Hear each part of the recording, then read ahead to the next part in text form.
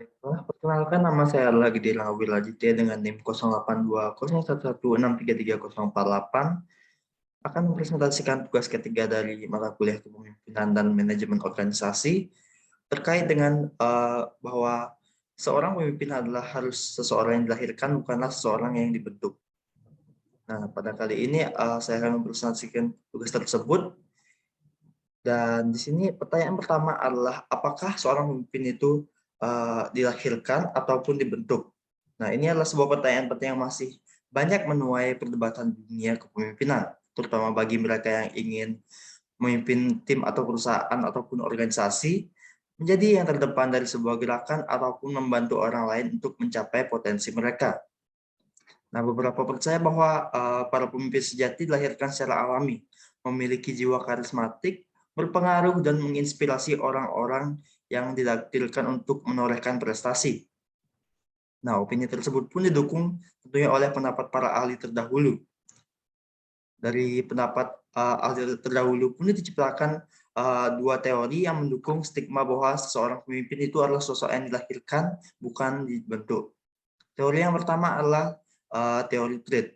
Nah, Treat teori ini muncul pada tahun 1920-an dari penelitian yang melalui serangkaian tes psikologi yang berusaha mengidentifikasi karakteristik umum effective leaders.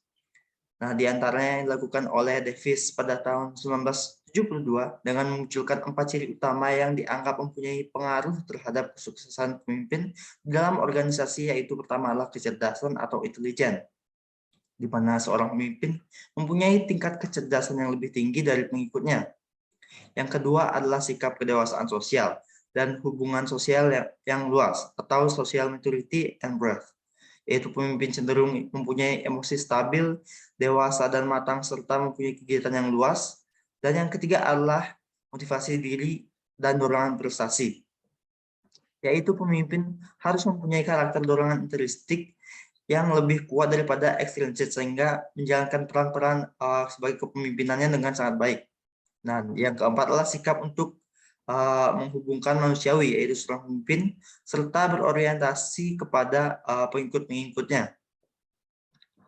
Nah, teori ini pun secara garis besar mengatakan bahwa pemimpin itu dilahirkan dan bukan diciptakan, di mana ketika seorang dilahirkan, ia akan membawa atau tidak membawa sifat-sifat yang ditakdirkan oleh Tuhan untuk menjadi seorang pemimpin. Dan ia juga memiliki karakteristik khusus yang tidak dimiliki oleh orang lain, yang bukan digariskan menjadi seorang pemimpin. Nah, oleh karena itu, dalam perspektif ini yang ditonjolkan adalah fungsi-fungsi kualitas individual, maka acuan yang paling mudah adalah untuk mempelajari sifat-sifat yang melekat pada dirinya seorang. Nah, ketika sejarah mencatatkan sebagai seorang pemimpin besar, di mana manusia bisa banyak bercermin dari seorang pemimpin besar, di mana manusia biasanya dapat bercermin kepada pemimpin yang telah mereka lakukan pada masa-masa sebelumnya. Nah, individu yang dikenal sebagai sosok pemimpin yang dilahirkan adalah Hitler, Mussolini, Soekarno, Mahatma Gandhi, yang dipelajari secara khusus menyangkut karakteristik sifatnya, sehingga menjadikan mereka menonjol sebagai seorang pemimpin yang kita kenal sebagai pemimpin yang hebat saat ini. Dan para ahli teori pun awalnya berpendapat bahwa pemimpin yang lahir diberkahi dengan ciri-ciri fisik dan karakteristik kepribadian tertentu yang membedakan mereka dari non-pemimpin. Teori sifat yang mengabaikan asumsi tentang apakah sifat kepemimpinan itu genetik ataupun didapat, yang mana Jenkins ini pun mengidentifikasi dua sifat.